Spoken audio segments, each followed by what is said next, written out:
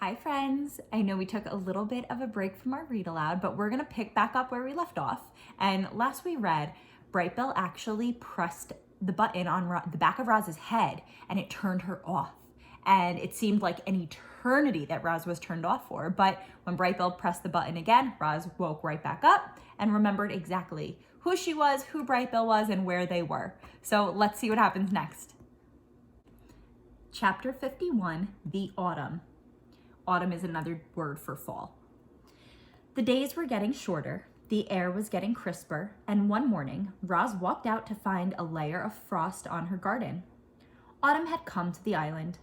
The tree leaves, which had been green for the robot's entire life, turned yellow and orange and red.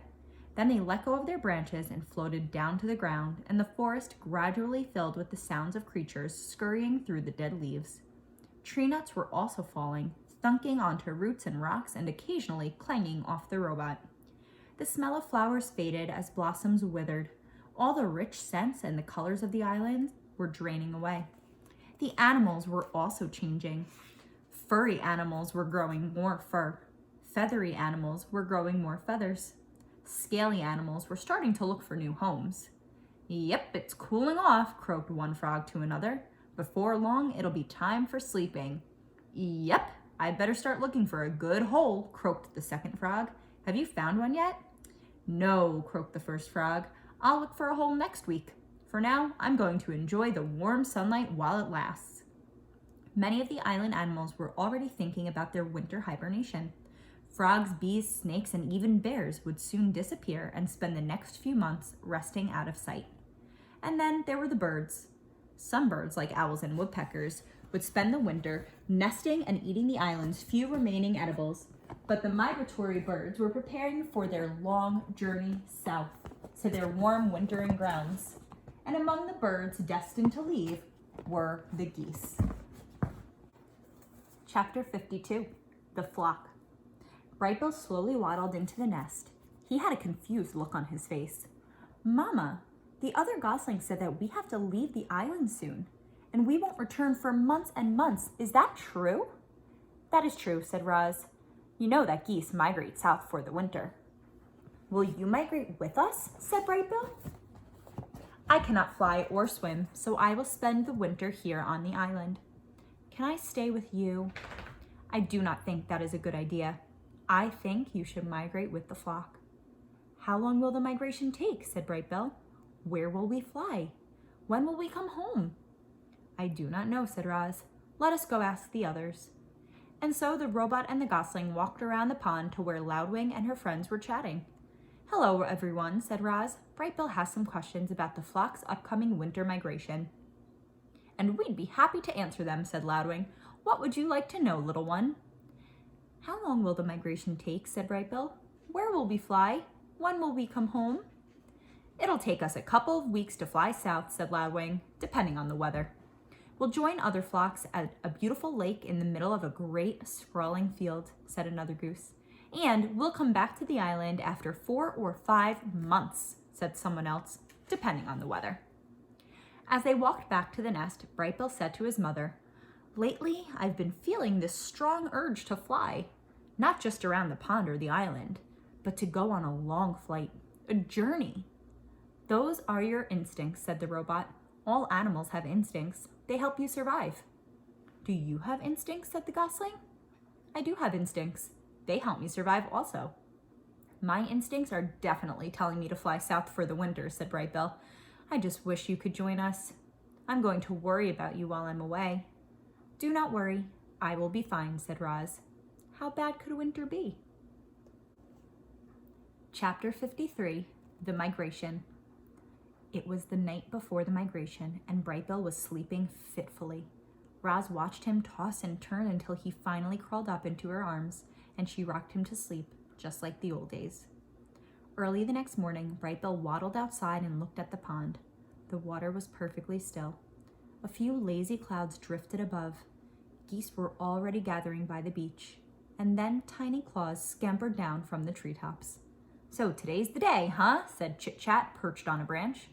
"You're going to see so many new things and meet so many new animals, and if there are any squirrels at your wintering grounds, please tell them that Chit Chat says hello." Today is the day, said Brightbill. The flock will be leaving soon. Are you excited or nervous or scared? I'm all of those things. The squirrel whispered. Well, don't worry about your mother. I'll look after her so you know she'll be perfectly fine. Brightbill smiled. I am afraid it is time to go, said Roz as she stepped out of the nest. Okay, Mama, said the gosling. See you in the spring, Chit-Chat. Have a nice migration, Brightbill. The squirrel scampered back into the treetops. Come home with lots of exciting stories, but not too exciting because I don't want anything scary to happen to you. Goodbye. The geese were honking with excitement and hustling around as they made their final preparations. Several of the fathers huddled together, discussing their flight plans, while the mothers took a head count. There you are, Brightbill. Loudwing honked from the middle of the crowd. We're just about to begin. May I have your attention, please, said the biggest goose. As most of you know, my name is Longneck, and I'll be heading this year's migration. I'm asking everyone to please join your families for takeoff. Once we're all airborne, each family will take its position in our V formation and we'll start the first leg of our journey. Are there any questions? I have a question, came a booming voice. My son will not have any family with him. Where does he fit into the formation? Everyone turned to Longneck. He can fly with me, said the big goose. I hear Brightbill is a very clever flyer. I could use his help at the point. A moment later, the geese began flapping and honking and making their way into the air. A cloud of feathers floated down around the robot and her son. You are not a gosling anymore, said Roz. I am proud of the fine young goose you have become. Brightbill fluttered up to his mother's shoulder. Thanks, Mama. The young goose wiped his eyes. Is this where we say goodbye? This is where we say goodbye for now. Spring will soon be here, and we will be together again. I'm going to miss you, said Brightbill as he nuzzled his mother. I am going to miss you too, said Roz as she nuzzled her son. The goose took a deep breath. Then he shook his tail feathers, flapped his wings, and joined the flock. At first, the geese flew in a disorganized jumble, but each goose slowly drifted into position until the flock formed a wobbly V. At the lead was Longneck, and behind his left wing was Brightbill. They circled in the sky until the V pointed south, and then the geese began their long migration. Roz climbed to the top of a tree and watched as the flock slowly faded into the horizon.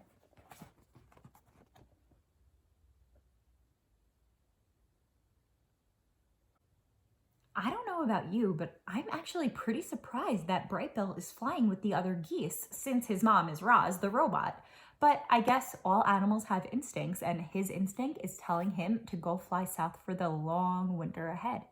Now, remember, Roz has never seen the winter before, and neither has Brightbill. So I'm really curious to see what happens next and to see how different the winter is than the spring and the summer and the fall. We know, living in New Jersey, winter is totally different. It's cold, it snows, and a lot of animals hibernate. So I can't wait to see what happens in the coming chapters. Why don't you try to make a prediction and think about what might happen with the robot and any of the other animals on the island? See you tomorrow.